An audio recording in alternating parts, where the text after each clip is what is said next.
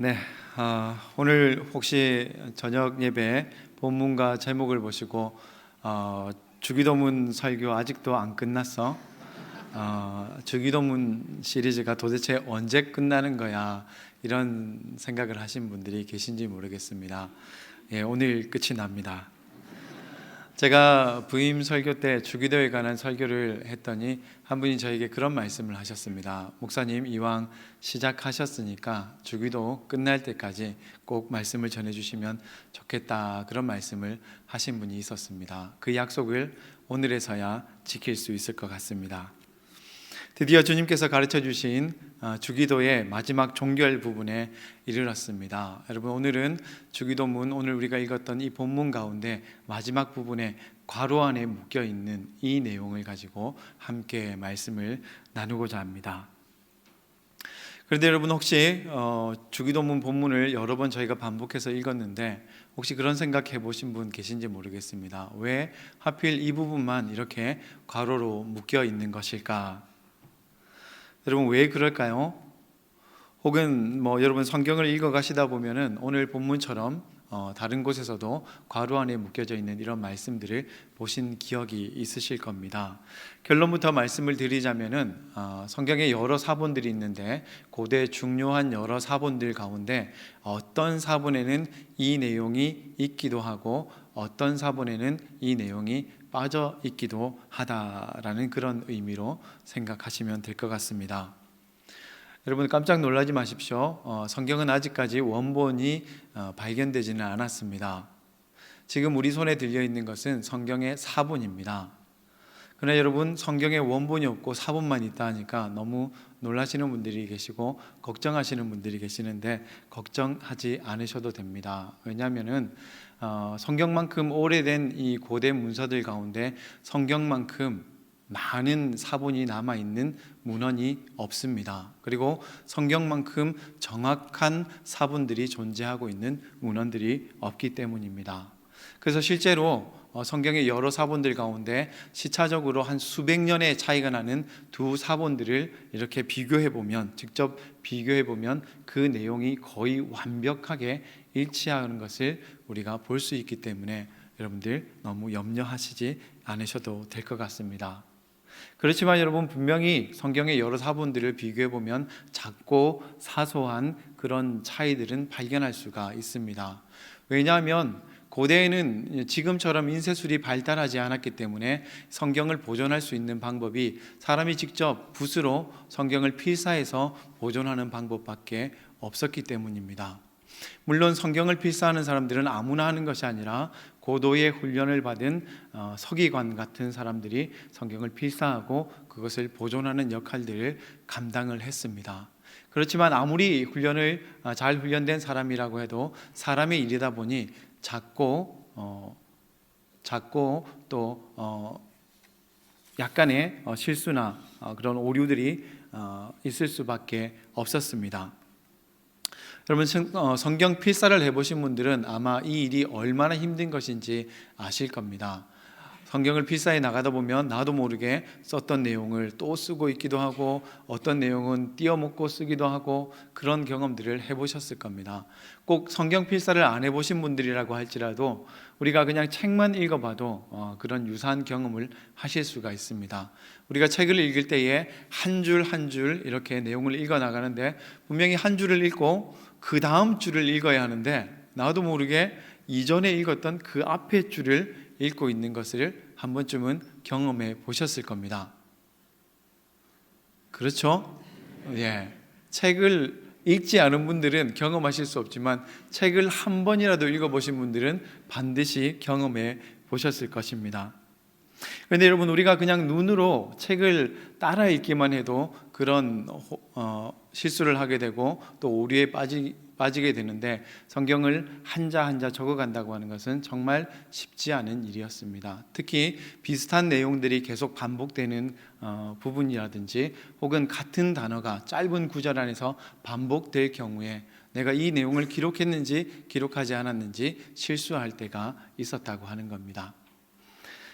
그래서 여러분, 어떤 사본에는 이 내용이 있고 또 어떤 사본에는 그 내용이 없을 때에 그러면 우리가 어떻게 하느냐, 학자들이 모여서 열심히 연구를 하는 겁니다. 근데 이제 그 연구도 한참 진행이 되다 보니 어느 정도의 룰과 또 공식이 정해져 있습니다. 그래서 학자들이 열심히 연구해서 이 내용, 오늘 우리가 보고 있는 이 괄호 안에 있는 이 내용이 포함되어 있는 사본이 성경의 원본의 내용과 더 가깝다라고 결론을 내렸기 때문에 이 괄호 안의 내용이 오늘 지금 우리 성경 안에 들어와 있는 것이다라고 이해하시면 될 것 같습니다. 그리고 여러분, 한 가지 더 재미있는 것은 이 괄호로 묶여 있는 내용을 헬라어 원문으로 보면 우리말로 번역한 한글 성경에서 번역되지 않은 한 단어가 있습니다. 헬라어 원문을 보시면은 이 괄호 안에 있는 내용 가운데 제일 앞에 접속사가 하나 있습니다. 헬라어로 호티라고 하는 그런 접속사가 있는데 우리말로 번역하면 왜냐하면이라고 하는 정도로 번역을 할 수가 있겠습니다. 그래서 만약에 이 괄호 안에 있는 내용을 직역하면 이렇게 번역할 수 있을 겁니다. 왜냐하면 나라와 권세와 영광이 영원히 아버지의 것이기 때문입니다. 아멘. 여러분, 이렇게 번역하면 어떤 느낌이 오십니까? 이렇게 번역을 하게 되면 그동안 우리가 주기도문으로 기도를 해왔고 또 앞서서 우리가 기도했던 주기도문의 모든 기도의 내용들의 이유와 목적이 여기에서 드러나고 있는 겁니다. 우리가 앞서서 주기도문의 모든 내용으로 기도했던 그 이유, 그리고 우리가 주기도문으로 계속해서 기도해야 하는 이유가 무엇이냐? 왜냐하면 나라와 권세와 영광이 영원히 아버지의 것이기 때문이라고 하는 것입니다. 그래서 여러분, 우리는 그 이유 때문에 주기도문의 내용으로 기도하게 되는 겁니다. 주기도문을 크게 두 부분으로 나누면 앞부분은 하나님 아버지에 관한 내용이고 뒤에 부분은 우리들을 위한 기도의 내용이라고 할 수가 있습니다. 그러나 이 모든 내용을 우리가 기도해야 하는 이유, 그것은 바로 나라와 권세와 영광이 바로 우리 아버지 하나님의 것이기 때문이라고 말해주고 있는 겁니다. 그런데 여러분, 중요한 것은 무엇입니까? 우리가 그렇게 살지 못할 때가 많이 있다고 하는 겁니다. 우리는 마땅히 나라와 권세와 영광이 아버지의 것이라고 하는 것을 알고 있지만은 사실 우리 마음속 깊은 곳에는 나를 위한 나라, 나를 위한 권세, 또 나를 위한 영광을 구하고 싶은 그런 유혹들이 우리 마음속에 있다라고 하는 겁니다. 심지어 세상의 불의한 자들은 하나님의 나라를 탈취해서 하나님의 것으로 돌려야 마땅한 그 모든 것들을 자신의 것으로 삼으려고 노력하고 애쓰며 살아가고 있습니다. 여러분, 우리가 주기도를 드린다고 하는 것은 나라와 권세와 영광, 이 모든 것들이 우리 아버지 하나님의 것임을 인정하는, 고백하는 행위입니다. 이 모든 것들이 우리 하나님의 것이라고 하는 것을 선언하는 것입니다. 그리고 이 모든 것들을 다시 한번 그 원주인이신 하나님 아버지께 돌려드리겠다라고, 환원시키겠다라고 노력하며 기도하며 애쓰며 수고하며 땀 흘리며 살아가겠다라고 하는 그 결단을 담고 있는 것입니다. 여러분, 나라는 우리 아버지의 것입니다. 여러분, 나라 하면 뭐가 생각나십니까? 우리 교회에 하나라 전도사님이 계신데 혹시 하나라 전도사님을 생각하시는 분이 계실지 모르겠습니다. 얼마 전에 우리 부목사님 가운데 한 분이 하나라 전도사님께 그렇게 질문하시더라고요. 하나라 전도사님, 혹시 전도사님 성함이 하나님의 나라라고 하는 그런 뜻을 가지고 있습니까? 그럴 것 같지 않습니까, 여러분? 아니라고 하시더라고요. 그래서 오히려 전도사님도 자기 이름에 새로운 의미를 발견했다라고 하셨습니다. 여러분, 예수님 당시의 나라라고 하면 크게는 로마 제국을 말합니다. 그리고 작게는 이스라엘을 말하는 겁니다. 당연히 모든 백성은 나라에 속해 있는 그런 신분이었습니다. 그리고 자신들이 속해 있는 그 나라의 모든 소유는 왕과 황제의 것이라고 사람들은 생각했습니다. 그러니 당연히 나라의 주인은 로마의 황제나 이스라엘을 다스리고 있는 헤롯 왕이라고 사람들은 생각을 했습니다. 여러분, 오늘 우리 시대를 보면 어떻습니까? 여러분은 어느 나라에 속해 계십니까? 소속이 없으십니까? 난민들께서 모여 계신 겁니까? 하나님의 나라라고 해야 될지 대한민국이라고 해야 될지 망설여지셔서 그렇습니까? 여러분, 우리는 어느 나라에 속해 있습니까? 대한민국에 속해 있지 않습니까? 그러면 여러분, 대한민국의 주인은 누구입니까? 대통령입니까? 하나님이십니까? 네, 너무 앞서가지 마시고 국민이지 않습니까? 그죠? 대한민국은 민주주의 국가입니다. 민주주의 국가라고 하는 것은 백성들에 의해서 백성들을 위한 정치가 펼쳐지는 그런 제도를 민주주의라고 우리가 그렇게 이야기를 합니다. 여러분, 고대 사람들은 나라라고 하는 것은 황제나 왕의 소유라고 생각했습니다. 오늘날 사람들은 나라는 국민의 것이라고, 백성의 것이라고 이야기를 합니다. 그런데 여러분, 주기도는 나라가 누구의 것이라고 말하고 있습니까? 나라는 우리 아버지 하나님의 것이라고 말씀하고 있다고 하는 겁니다. 여러분, 하나님의 나라를 어떤 곳이라고 표현할 수 있을까요? 굳이 표현을 하자면 하나님의 나라라고 하는 곳은 신령한 독재 국가라고 말씀드릴 수가 있습니다. 독재라고 하니까 무서울 수 있지만 왜 독재 국가이냐? 하나님의 나라에서는 오직 유일하신 한 분, 오직 하나님의 뜻만이 이루어지고 성취되기 때문에 그렇습니다. 여러분, 하나님 나라는 무엇일까요? 우리가 어디까지를 하나님의 나라라고 말할 수가 있을까요? 사실은 여러분, 온 세상이 하나님의 나라입니다. 창세기에서 하나님이 세상을 창조하신 그 사건이 바로 하나님 나라의 출현과 시작을 우리에게 말해주고 있습니다. 창세기 1장에서 가장 많이 등장하는 표현이 무엇입니까? 하나님께서 말씀하시니 그대로 되니라 라고 하는 말씀입니다. 이게 무엇을 의미합니까? 하나님께서 말씀하시면 그대로 이루어지는 나라, 하나님의 통치가 그대로 실현되고 완성되는 나라. 실은 여러분, 창세기에서 말하고 있는 그 창조의 사건 자체가 하나님의 나라의 시작과 출현을 우리에게 말해주고 있는 겁니다. 창조 세계 자체가, 온 우주가, 온 우주 만물이 실은 우리 하나님의 나라라고 하는 것을 우리에게 말해주고 있는 겁니다. 그런데 재미있는 것은 여러분, 창세기 1장 1절에서 태초에 하나님이 천지를 창조하시니라 라고 하는 이 놀라운 선언이 신약성경 요한복음에 오면 기독론적으로 해석되고 있는 것을 우리가 보게 됩니다. 요한복음 1장 1절에서 3절까지의 말씀을 제가 한번 읽어드리겠습니다. 태초에 말씀이 계시니라. 이 말씀이 하나님과 함께 계셨으니 이 말씀은 곧 하나님이시니라. 그가 태초에 하나님과 함께 계셨고 만물이 그로 말미암아 지은 바 되었으니 지은 것이 하나도 그가 없이는 된 것이 없느니라. 아멘. 여러분, 성경에는 세상이 창조된 이야기에 대한 두 가지 기록이 있습니다. 하나는 구약성경 창세기에 나와 있고 하나는 신약성경 요한복음에 나와 있습니다. 그런데 여러분, 우리가 이 두 그림, 이 두 장면을 한번 상상해 보셨으면 좋겠습니다.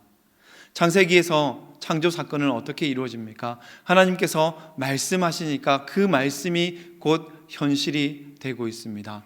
하나님의 음성, 하나님의 소리, 진동과 진폭을 가지고 있는 이 하나님의 말씀이 온 세상을 창조했다라고, 하나님이 말씀으로 온 우주 만물을 창조했다라고 그렇게 말씀하고 있습니다.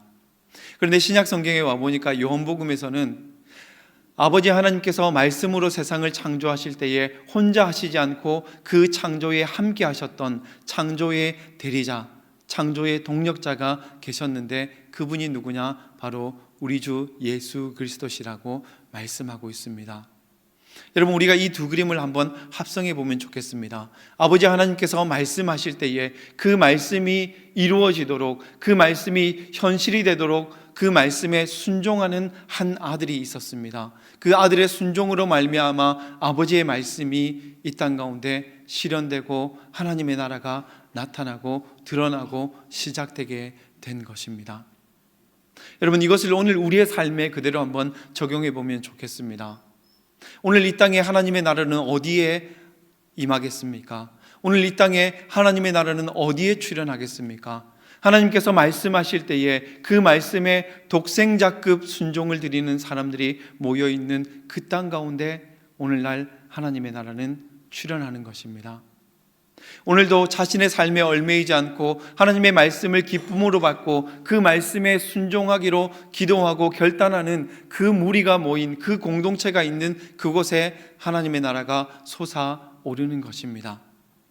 여러분, 실제로 그렇습니다. 우리가 이 땅 가운데에서 하나님의 말씀에 순종하고자 함께 노력하고 애쓰고 그런 사람들이 모인 그곳에서 우리는 실제로 하나님의 나라를 경험하며 살아가고 있지 않습니까? 오늘도 주기도를 드리면서 모든 나라는 아버지의 것입니다라고 기도하며 예배하며 아버지께 순종을 드리는 우리 상남교회 공동체 가운데 하나님의 나라가 임하게 될 줄로 믿습니다. 그렇기 때문에 주기도문으로 기도하는 사람은 하나님께 순종하는 사람입니다. 하나님께 순종하는 사람은 주기도를 하나님 앞에 올려드리며 나라는 아버지의 것입니다라고 고백할 수 있는 사람이어야 하겠습니다. 바로 그런 사람들의 기도와 눈물과 예배와 헌신을 통하여서 이 땅에 불법적으로 탈취되었던 그 하나님의 나라가 회복되어지는 것이고 이 땅 가운데 하나님의 나라가 우뚝 솟아오르게 되는 것입니다. 여러분, 두 번째, 권세는 아버지의 것입니다. 고대 사회에서 권세라고 하는 것은 왕과 귀족들의 전유물이었습니다. 왕과 귀족들에게는 심지어 사람의 생명마저도 함부로 할 수 있는 생사여탈권까지 주어졌습니다. 그런데 주기도는 바로 그런 시대에 모든 권세는 우리 아버지의 것이다라고 고백하라고 말하고 있습니다. 그러니 여러분, 이것이 실제로 얼마나 위험한 그런 선언이었겠습니까? 여러분, 왕권 신수설이라고 하는 그런 말을 들어보셨을 것입니다. 고대의 왕은 지상에서 신을 대리하는 사람으로 여겨졌습니다. 그래서 왕은 군대의 최고 권력자일 뿐만 아니라 법정에서 최고의 재판관이었고 그가 하는 모든 말들은 신의 말과 같았습니다. 신과 동격이라고 믿어졌고 신성한 존재라고 그렇게 여겨졌습니다. 그래서 왕의 명령에 반란을 일으키거나 왕의 명령을 거역하는 그런 일들은 곧 신성모독죄에 해당하는 그런 죄라고 여겨졌습니다. 그런데 주기도는 우리에게 모든 권세는 아버지의 것이라고 고백하라고 말씀하고 있습니다. 또 여러분, 성경을 보시면 성경은 뭐라고 말하고 있습니까? 모든 권세는 우리 하나님으로부터 난 것이라고 말하고 있습니다. 원래 모든 권세는 우리 아버지의 것입니다. 그리고 그분으로부터 이 땅의 모든 권세가 났습니다. 그러면 이 땅에 존재한 모든 권세는 무엇이겠습니까? 우리 하나님께서 자신의 권세를 나눠 주신 겁니다. 저는 이것이 일종의 은사라고 생각이 됩니다. 은사라고 하는 것이 무엇입니까? 하나님께서 하나님의 필요에 따라서 목적에 따라서 각 사람들에게 나눠주신 선물과 같은 것이지 않습니까? 근데 중요한 것은 여러분, 이 은사를 어떻게 사용해야 되겠습니까? 은사라고 하는 것은 하나님께서 나를 위해서 주신 것이 아니라 그 은사를 통해서 다른 이들을 섬기라고 주신 것이라고 한다면 이 권세 역시 마찬가지지 않겠습니까? 왕이라고 하는 사람이 자신을 정당화하고 자신의 권력을 강화시키고 자신의 욕망을 추구하기 위해서 그것을 사용하는 것이 아니라 그것을 자신에게 맡기신 하나님을 생각하면서 또한 하나님께서 자신에게 맡겨주신 그 백성과 공동체를 생각하면서 그들을 보호하고 지키고 바르게 다스리고 바른 길로 인도하기 위해서 사용하는 것, 그것이야말로 진정한 왕권이라고 할 수가 있겠습니다. 하나님께서 통치자들에게 권세를 주신 이유는 백성들을 섬기기 위해서입니다.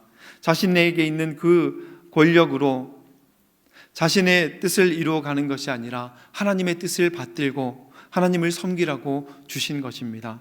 이것이 바로 참다운 성경적인 의미에서의 왕권 신수설이라고 할 수가 있겠습니다.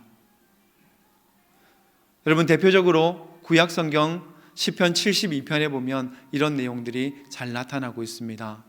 시편 72편은 다윗 후손 왕들이 왕으로 대관식을 치를 때에 사용되던 그런 시편이었습니다. 그런데 이 시편에 보면 어떤 내용들이 나오냐면 다윗의 이상적인 후손들, 다윗과 같은 왕이 출현해서 다스릴 때에 그 이상적인 왕의 통치로 말미암아 온 나라와 백성과 심지어 피조 세계마저 자연마저도 풍요와 번영을 누릴 것이라고 말씀하고 있는 것을 보게 됩니다. 여러분, 우리가 이것을 영적으로 한번 적용해 보면 이렇게 될 겁니다. 이상적인 목사님께서 강단에 등단하셔서 올바른 하나님의 말씀을 선포하게 되면 그 교회와 성도가 풍요와 번성과 평강을 누리게 된다라고 하는 것입니다.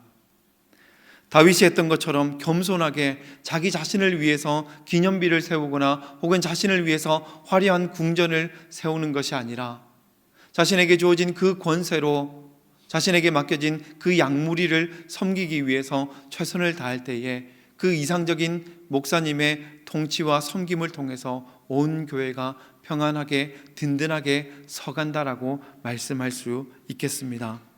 여러분, 그래서 목회자들을 위한 기도가 중요한 겁니다. 우리 교회 담임 목사님을 비롯하여서 우리 부목사님들 그리고 우리 전도사님들을 위해서 많이 기도해 주시기를 부탁드립니다. 목회자들이 먼저 여호와를 아는 지식으로 충만해서 정말 우리 상남교회가 물이 바다를 덮음같이 여호와를 아는 지식으로 충만하게 서갈 수 있는 그런 교회가 되도록 우리 목회자들을 위해서 먼저 기도해 주시면 감사하겠습니다.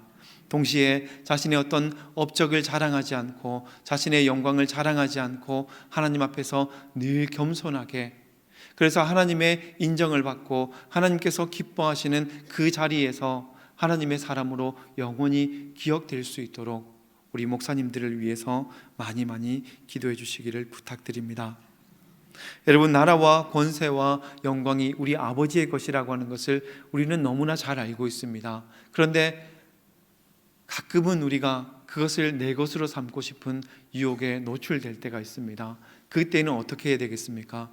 오늘 우리가 읽은 이 말씀 바로 앞에 있는 주기도문으로 한 걸음 나아가야 되겠습니다.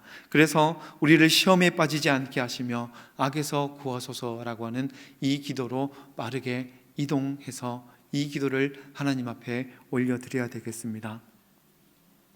여러분, 예수님께서 40일 동안 금식한 이후에 사단에게 3가지 시험을 받으셨습니다. 시험의 내용은 다 아실 겁니다.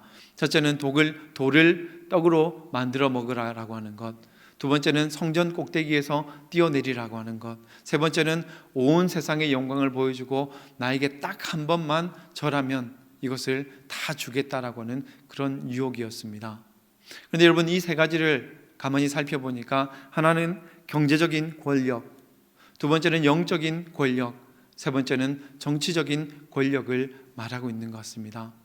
사람이 만약에 이 3가지의 권세를 누릴 수 있다고 한다면 아마 이 세상에서 누구도 따라올 수 없는 그런 존재가 될 수 있을 겁니다. 여러분, 만약에 우리에게 그런 유혹이 찾아온다고 하면 여러분은 어떻게 하시겠습니까? 그 유혹이 찾아올 때 여러분은 어떻게 하시겠습니까? 우리가 곧바로 그 앞에 있는 내용, 우리를 시험에 빠지지 않게 하시고 악에서 구하소서라고 하는 기도를 드려야 되겠습니다.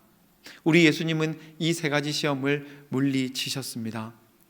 저라면 눈 한번 그냥 질끈 감고 고개를 숙일 뻔 했을지도 모르겠는데 우리 예수님은 말씀으로 이겨내셨습니다.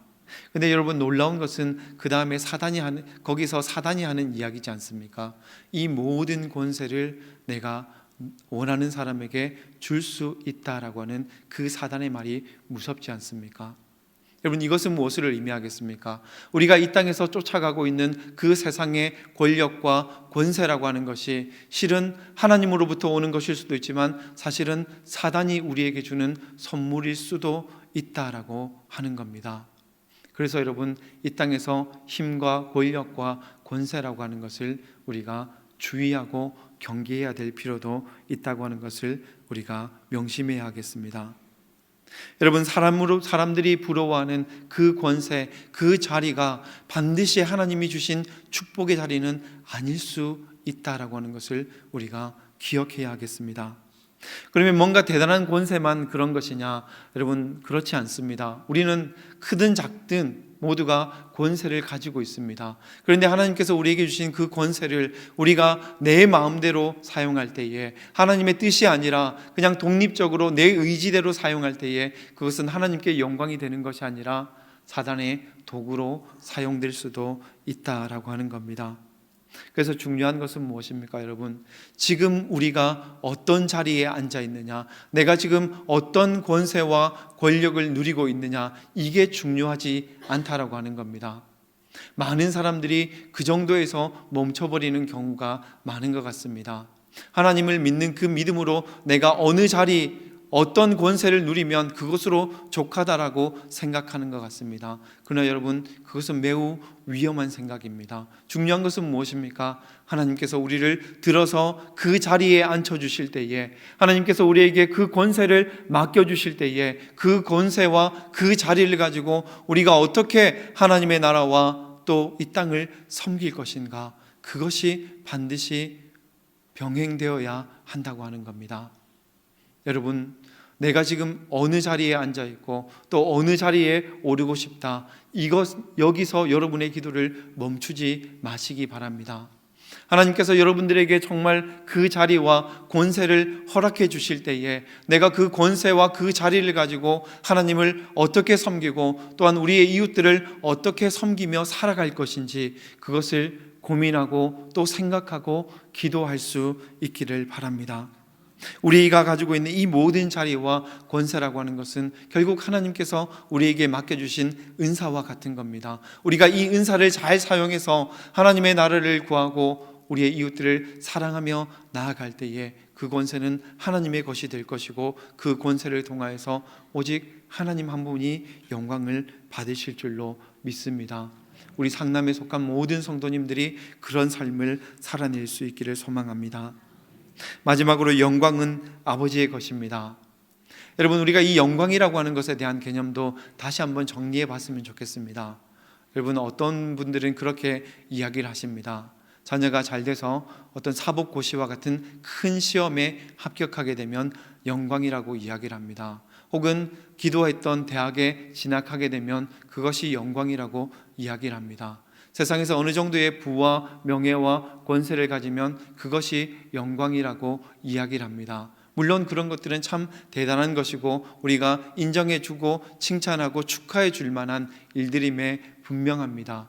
그러나 여러분, 사실 엄밀하게 말해서 그것은 성경이 말하는 영광이라고 할 수는 없겠습니다. 왜냐하면 그 어떤 것도 영원하지 않기 때문입니다. 오늘 주기도가 우리에게 뭐라고 이야기하고 있습니까?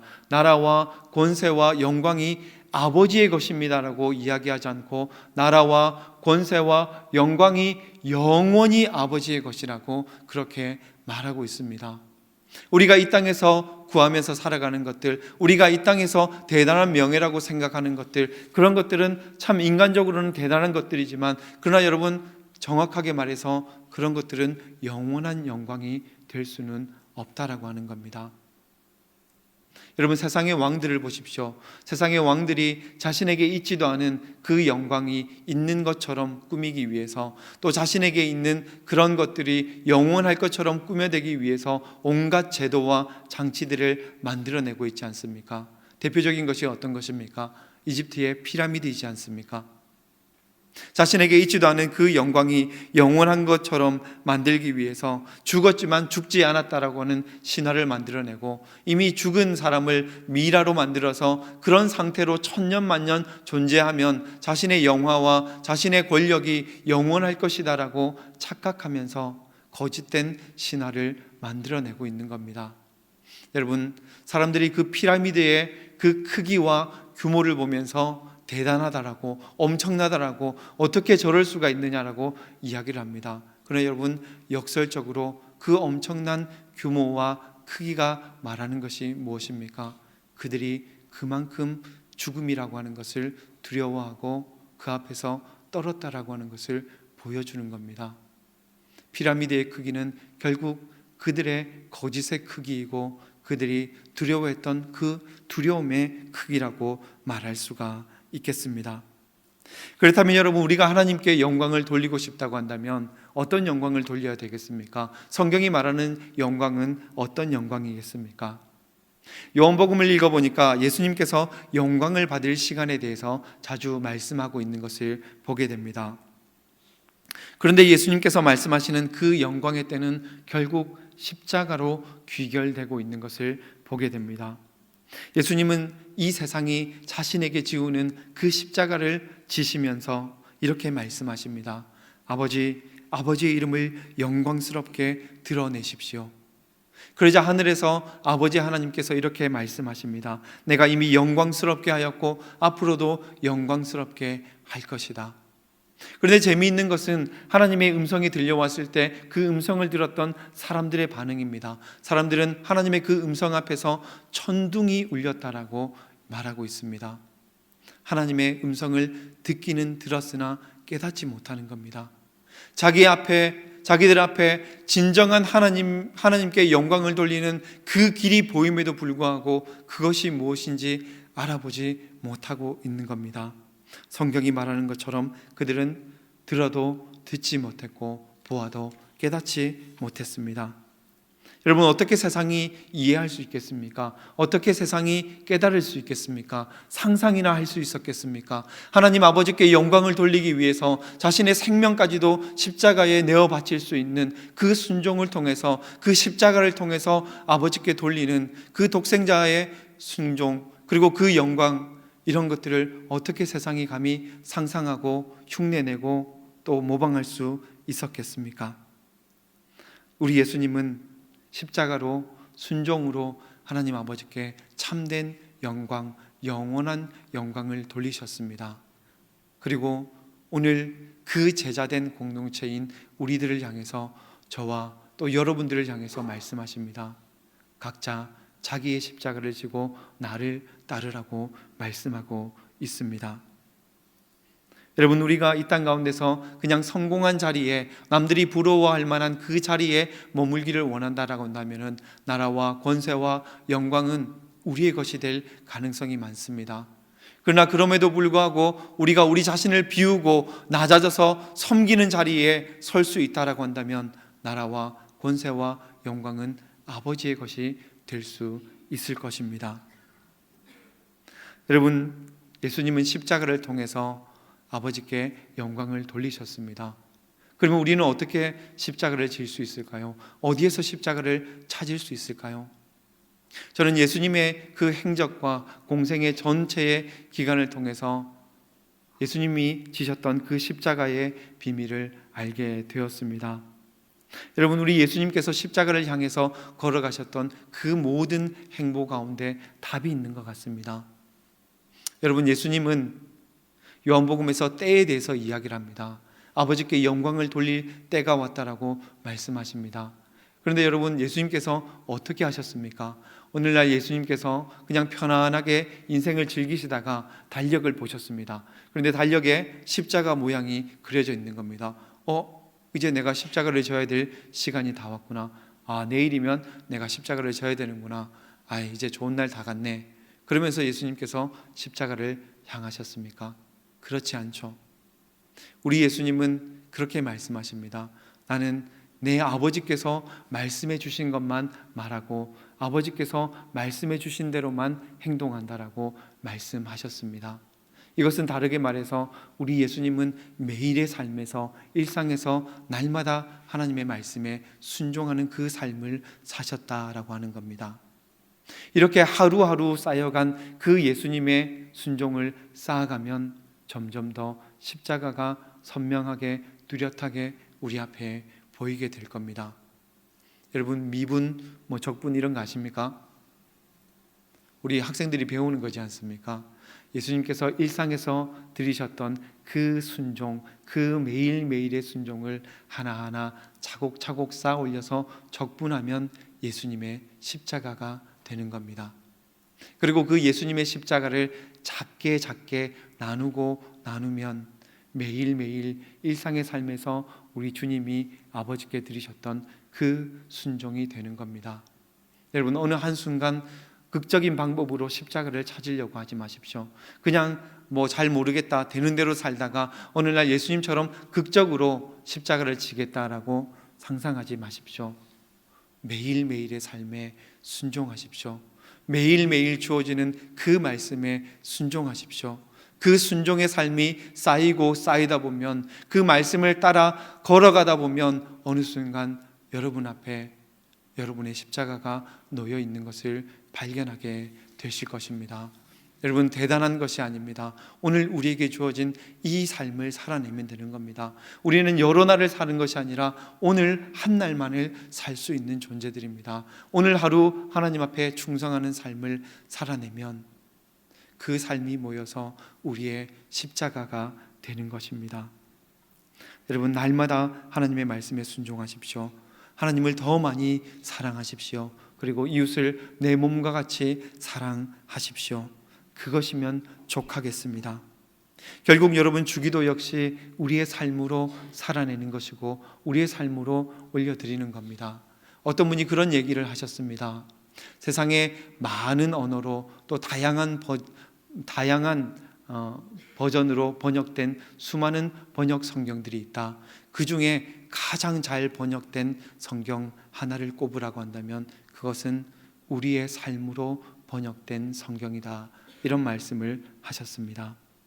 여러분, 지금까지 제가 드렸던 주기도의 해설은 여기에서 멈춥니다.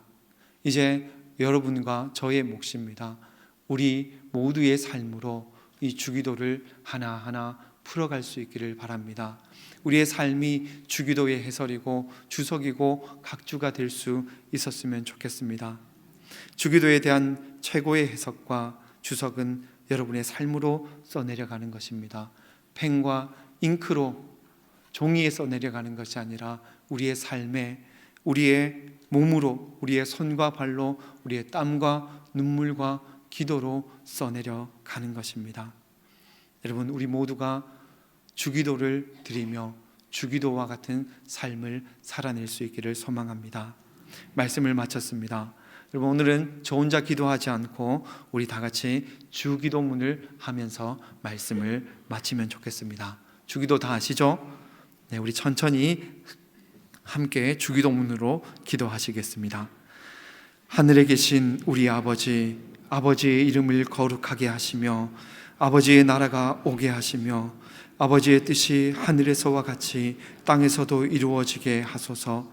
오늘 우리에게 일용할 양식을 주시고 우리가 우리에게 잘못한 사람을 용서하여 준 것 같이 우리 죄를 용서하여 주시고 우리를 시험에 빠지지 않게 하시고 악에서 구하소서.